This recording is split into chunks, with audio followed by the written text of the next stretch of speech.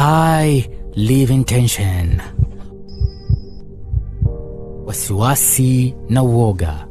Uoga mkubwa juu ya hiyo wanayoiita siku ya mwisho wa dunia.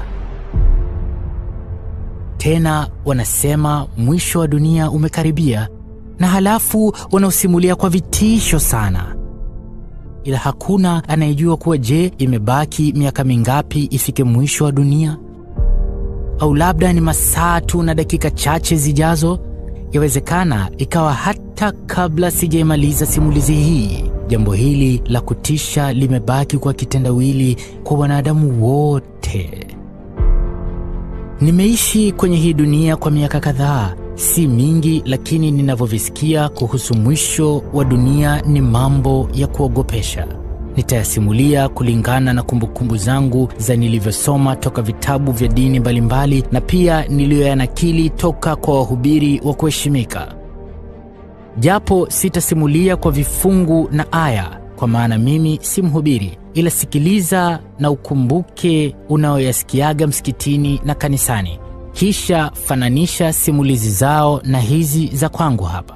Halafu utanielewa kwa kina na kuipa dawa nafsi yako. Siku ya mwisho wa dunia. Siku hiyo asubuhi kutapambazuka, lakini haitokuwa asubuhi njema. Nimesikia wakisema siku hiyo, tofauti na ilivyo kawaida, jua halitotoka mashariki kwenda magharibi, badala yake jua litachomoza magharibi kwenda mashariki. Mwanadamu atakapoona hivyo atafadhaika, na kwa wanaokumbuka maneno ya wahubiri, basi nafsi zao zitazongwa na hofu ya uhakika wa kusulubika kwa kifo kizito, kwa maana siku hiyo dunia itagharikishwa, bora hata ya kilichowakuta waovu wa Sodoma na Gomora. Walio karibu na bahari, wao watakuwa na hofu mara mbili zaidi, kwa maana imeandikwa siku ya mwisho wa dunia bahari itafanya dhoruba kubwa isiyo na mfano, ambayo haijawahi kutokea tangu kuumbwa kwa ulimwengu huu. Bahari itaonekana mfano wa maji yachemkayo jikoni, na itakuwa ni afadhali ya kile kisa kisichosahaulika, kisa cha tsunami. Bahari ilipomeza nchi nyingi, ikafunika miji mikubwa, na ilipoondoka kurudi maskani yake, ikaondoka na roho za watu 227,898.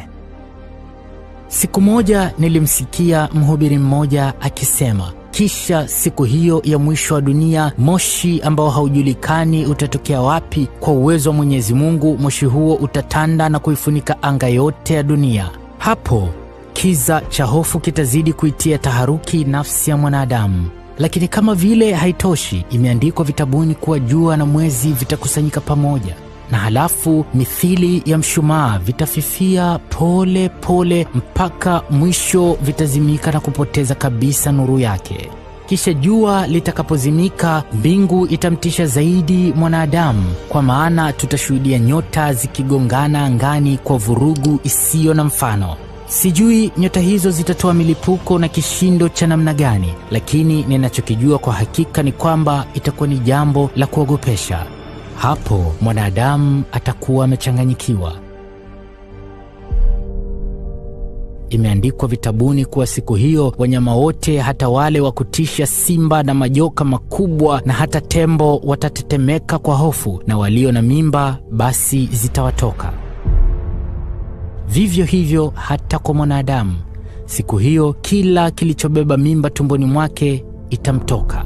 Wale wahubiri nimewakariri wakisema, wamama watakimbia watoto wao siku hiyo. Mama atakimbia peke yake akitafuta pa kujificha kuinusuru nafsi yake. Hata kama mtoto wake ni mchanga wa kumnyonyesha, basi kwa hakika atamtoa mapajani mwake alipompakata na atamweka chini. Atamtelekeza, lakini maskini hata huko akimbiliako hatopata pa kuinusuru nafsi yake.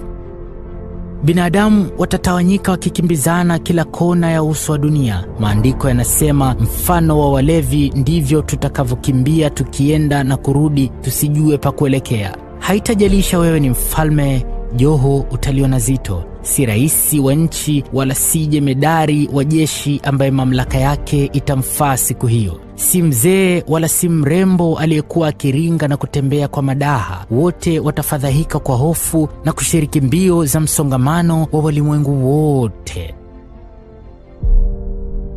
Maskini kwa wagonjwa watakaokuwa vitandani, wao mioyo yao itaenda mbio, mikono itakamata shuka na kulifinya, na macho yao yatakuwa wazi kusubiri ni ipi itakuwa hatima yao.